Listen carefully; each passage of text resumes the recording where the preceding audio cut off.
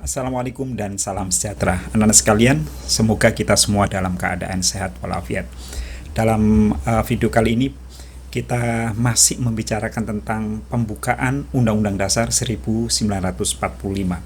Anak sekalian, seperti di materi sebelumnya, materi A dan B di bab 2 ini, bahwa pembukaan Undang-Undang Dasar 1945 merupakan salah satu bagian dari Undang-Undang Dasar 1945. Ya, jadi bagian Undang-Undang Dasar 45 itu ada dua, yaitu satu pembukaan dan yang kedua adalah pasal-pasal.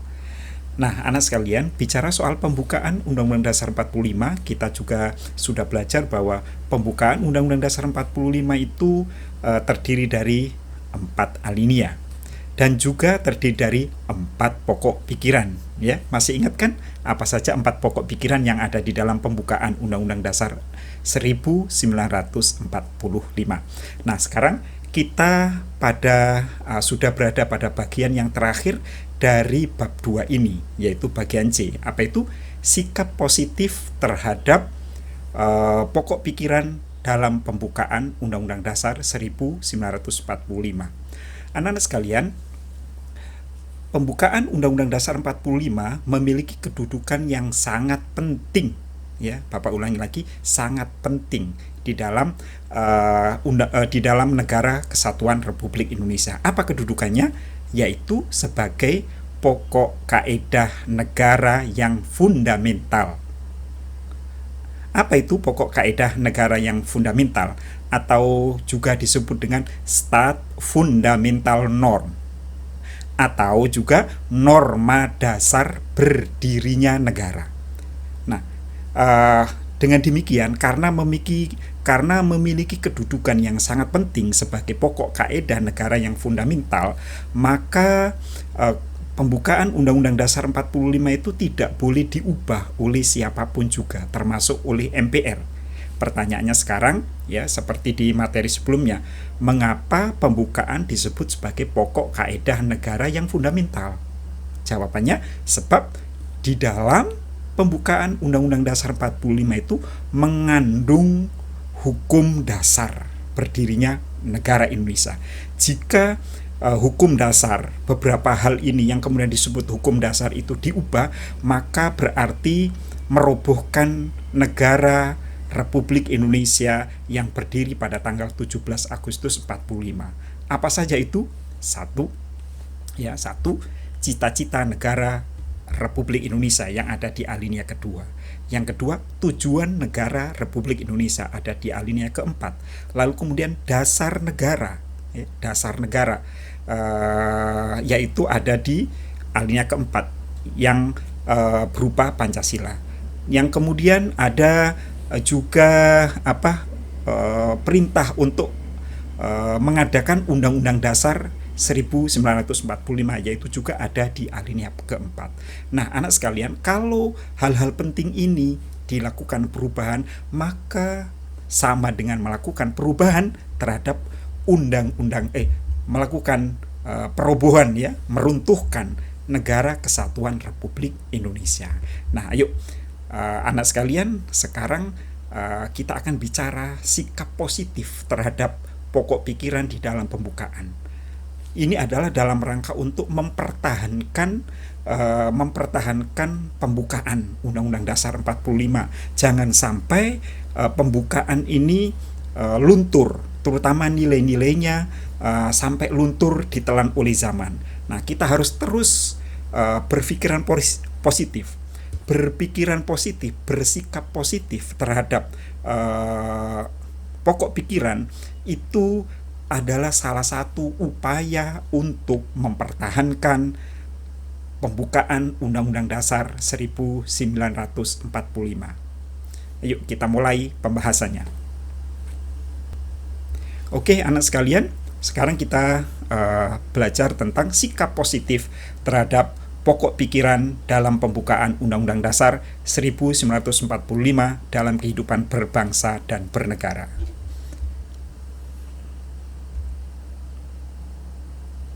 Ya, yang pertama adalah pokok pikiran yang ke-1, persatuan. atau disebut pokok pikiran ke-1 itu bisa disingkat bunyinya adalah negara persatuan. Bunyi panjangnya negara hendak mewujudkan negara kesatuan Republik Indonesia. Anak sekalian, apa sikap positif terhadap pokok pikiran yang pertama ini? 1. Tidak boleh mencela antar bahasa daerah yang ada di Indonesia. Anak sekalian, di Indonesia kurang lebih ada 400 ya sampai 700 bahasa daerah. Masing-masing suku bangsa memiliki bahasa daerah masing-masing. Masing-masing bahasa memiliki ciri khas ya masing-masing. Nah, kita tidak boleh mencela antar bahasa daerah yang ada di Indonesia.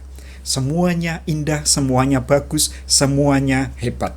Mari kita dukung semuanya, kita hargai, kita hormati. Kita lanjutkan sikap positif pada pokok pikiran yang pertama tadi, yang kedua, yaitu saling menghormati antar suku yang ada di Indonesia. Kalian tahu berapa suku bangsa yang ada di Indonesia? Menurut sensus penduduk tahun 2020, tidak kurang dari 1.300 suku bangsa di Indonesia. Sangat banyak anak sekalian. Nah, kalau biasanya suku bangsanya berbeda, itu mengakibatkan bahasanya berbeda, lalu kemudian budayanya, adatnya, norma-normanya ya berbeda. Nah, kita harus memiliki sikap positif terhadap suku bangsa, bahwa berbeda itu indah, bahwa berbeda itu warna-warni. Perbedaan jangan sampai menjadi alasan untuk berpecah belah. Perbedaan harus menjadikan kita kuat, seperti yang dicontohkan oleh filosofi Sapulidi ya. Sapulidi itu kalau sendirian akan mudah dipatahkan ya. Tapi kalau 100 Sapulidi, 1000 Sapulidi kita ikat menjadi satu, maka akan menjadi satu kekuatan yang tidak mudah dipatahkan. Demikian juga kalau suku-suku bangsa di Indonesia yang jumlahnya ribuan ini, kalau sendiri-sendiri, apalagi bentrok antar suku, maka ini akan berbahaya. Alangkah baiknya kalau seandainya suku-suku yang ada di Indonesia ini rukun, bersatu, ya, lalu kemudian diikat oleh Pancasila, maka Indonesia akan menjadi negara yang sangat kuat.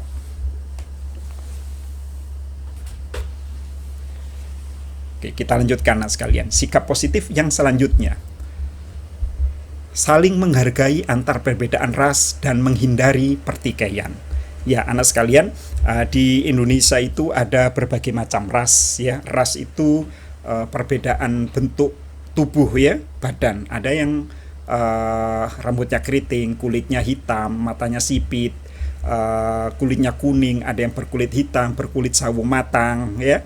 Nah, ada kalau kita belajar di IPS itu setidaknya ada 4 ya, ada 4 ras di Indonesia. Nah, anak sekalian, kembali kepada keberagaman di Indonesia, bahwa ternyata beragam itu indah, dan kalau keindahan itu kita rawat dengan baik, kita kelola dengan baik, akan menjadi satu kekuatan.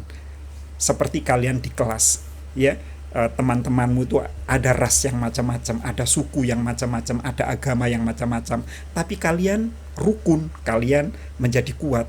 Ada piket bersama, ada menentukan warna kaos kelas bersama-sama ya, tanpa diwarnai dengan pertikaian. Nah, Indonesia harus meniru kalian semua ya. Kita lanjut sekarang ke pokok pikiran yang kedua, yaitu pokok pikiran keadilan sosial. Negara hendak mewujudkan keadilan sosial, gitu bunyinya.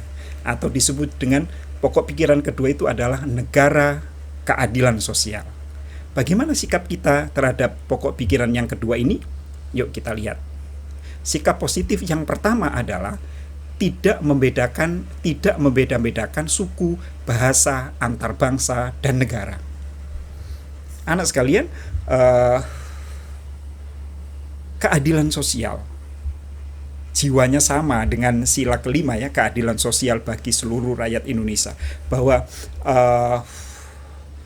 negara atau bahkan kita semua sebagai bangsa Indonesia harus berperilaku sama, memperlakukan orang lain, terutama bangsa Indonesia ini dengan perlakuan yang sama, tidak membeda-bedakan suku, agama, ras, bangsa, dan lain-lain ya. Seperti ya, kembali lagi contoh seperti di kelas kalian, di sekolah kalian tercinta itu, bahwa banyak suku, banyak bahasa, ya, bahasa daerah, tapi kalian tetap rukun dan semua diperlakukan sama, tidak membeda-bedakan atau tidak ada diskriminasi. Kita lanjutkan. Sikap yang kedua, sikap positif yang kedua terhadap pokok pikiran yang kedua adalah tidak melakukan korupsi. Apa kaitannya anak sekalian dengan keadilan sosial? Iya, sikap korupsi adalah suatu kejahatan, suatu sikap yang rakus, ya, mau egois, bahwa kekayaan alam ataupun keuangan negara yang seharusnya diperuntukkan untuk rakyat Indonesia secara umum diambil oleh kelompok tertentu, bahkan oleh orang tertentu demi kepentingan pribadi dan golongannya. Tentu ini suatu sikap yang tidak mencerminkan keadilan sosial. Jangan sampai ada yang kaya makin kaya, yang miskin makin miskin. Oleh karena itu ada satu tokoh yaitu Profesor Dr. Quraish Shihab, ya, baru saja mengusulkan orang yang melakukan korupsi jangan disebut dengan istilah koruptor, itu terlalu halus. Sebut saja dia pencuri, karena memang dia adalah mencuri uang rakyat, sehingga orang-orang miskin yang seharusnya mendapatkan bagian dari kekayaan tersebut menjadi tidak mendapatkan bagiannya, anak sekalian. Kita lanjutkan. Sikap positif kita masih pada pokok pikiran yang kedua. Yang nomor 3 adalah tidak bersikap boros dalam menggunakan anggaran negara. Anak sekalian, setiap tahun negara itu punya namanya APBN, Anggaran Pendapatan dan Belanja Negara. Di dalam menyusun atau merancang APBN harus dirancang sebaik mungkin untuk kepentingan rakyat. Semuanya harus demi kepentingan rakyat. Semua digunakan untuk membangun, baik itu infrastruktur maupun yang lain-lain. Harus digunakan sebesar-besarnya demi kemakmuran rakyat. Setiap sen uang negara yang dikeluarkan harus bermanfaat demi rakyat. Sebesar apapun yang dikeluarkan, tapi kalau itu demi untuk kemajuan, kepentingan, kesejahteraan rakyat, maka tidak ada istilah boros. Istilah boros itu kalau peruntukan uang itu, anggaran itu tidak sesuai dengan kepentingan rakyat, ya, tidak sesuai dengan apa yang diinginkan oleh rakyat. Kita lanjutkan. Yang keempat, melindungi dan memelihara anak yatim. Seperti bunyi pasal 34 Undang-Undang Dasar 45. Fakir miskin dan anak-anak terlantar dipelihara oleh negara. Ya, ini juga termasuk dalam keadilan sosial. Maka anak sekalian, yang Bapak baca ya, baru-baru ini di media massa, dengan adanya COVID ini ada 11.000 anak yatim di Indonesia karena ditinggal mati oleh orang tuanya karena kena COVID-19. Nah, ini adalah tugas negara, ya. Walaupun yang Bapak baca adalah anak-anak ini akan dilihat dulu siapa keluarga terdekatnya, ya. Apakah ada pamannya, apa ada bibinya, Pak D-nya dan lain sebagainya. Jika tidak ada, maka tugas negara untuk memeliharanya. Kita lanjutkan ke pokok pikiran yang ketiga, yaitu kedaulatan rakyat atau pokok pikiran kerakyatan atau juga demokrasi. Apa saja?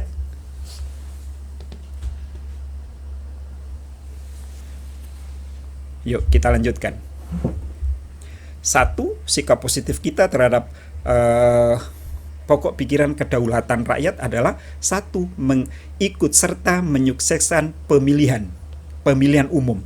Anak sekalian, di Indonesia itu pemilihan umum itu untuk memilih 2 hal. Yang pertama ada namanya pemilihan legislatif. Pemilihan legislatif itu untuk memilih wakil-wakil rakyat, DPR dan DPD, lalu DPRD. Ya, DPRD provinsi dan DPRD kabupaten kota. Yang kedua ada namanya pemilihan pemilu eksekutif, yaitu untuk memilih presiden dan wakil presiden, anak sekalian. Jadi walaupun pemilu itu adalah hak, perlu kalian ketahui, ikut pemilu, memilih itu adalah hak, tetapi kita memiliki tanggung jawab yang besar untuk mensukseskan pemilihan umum itu, anak sekalian. Jika kalian sudah memenuhi syarat untuk memilih umur 17 tahun atau sudah menikah, maka ikutlah. Ya, karena suara kita semua di dalam memilih itu menentukan masa depan negara kita setidaknya 5 tahun ke depan. Ya, yang kedua, sikap positif terhadap pokok pikiran yang keempat adalah menyelesaikan pertikaian secara musyawarah, secara damai. Ya, anak sekalian, kita tidak bisa memungkiri bahwa setiap dari kita, bisa di rumah tangga, di sekolah, di masyarakat, bahkan di dalam kehidupan bernegara, selalu saja ada pertikaian, ada konflik, ya, baik besar maupun kecil. Nah, apapun itu sudah menjadi kodrat manusia, selalu begitu. Tapi harus selalu diselesaikan dengan cara musyawarah, dengan cara damai. Tidak ada sesuatu yang tidak bisa diselesaikan dengan musyawarah. Jangan diselesaikan dengan cara adu jotos, ya, bahkan sampai terjadi peperangan, tawuran antar belajar, tawuran antar kampung, tawuran antar suku, tawuran antar etnis. Sungguh sangat memalukan, anak sekalian, ya. Kalau bisa diselesaikan secara damai, maka lakukanlah dengan cara damai. Karena kalau dilakukan dengan cara kekerasan, anak sekalian, menang jadi arang, kalah jadi abu. Jadi kedua-duanya, yang menang atau yang kalah, akan rugi. Ya, apalagi negara Indonesia adalah negara hukum, ya, ada konsekuensi hukuman yang akan diterima kalau kita menyelesaikan suatu perkara dengan cara kekerasan. Kita lanjut. Yang ketiga, ikut berpartisipasi dalam pemilihan presiden. Tadi sudah, ya, anak sekalian. Kita ganti aja. Misalnya juga selalu ikut musyawarah mufakat, menerima hasil musyawarah dengan penuh rasa tanggung jawab, ya. Lalu kemudian jika pendapat kita tidak disetujui oleh rapat, kita menerimanya dengan lapang dada, dan lain sebagainya, ya. Nah, itulah tadi, anak sekalian, pembahasan kita tentang sikap positif kita terhadap pokok pikiran yang ada di dalam pembukaan Undang-Undang Dasar 1945. Kalian pahami dengan baik, lalu kemudian jangan lupa dipraktekkan di dalam kehidupan sehari-hari. Maka jika kita mempraktekkan sikap-sikap positif tadi di dalam kehidupan kita sehari-hari, di dalam rumah, di dalam masyarakat, di sekolah, apalagi di dalam kehidupan bernegara secara luas, maka negara kita akan aman, damai, sejahtera, dan akan cepat terpenuhinya kesejahteraan rakyat Indonesia. Terima kasih atas perhatiannya. Assalamualaikum dan salam sejahtera.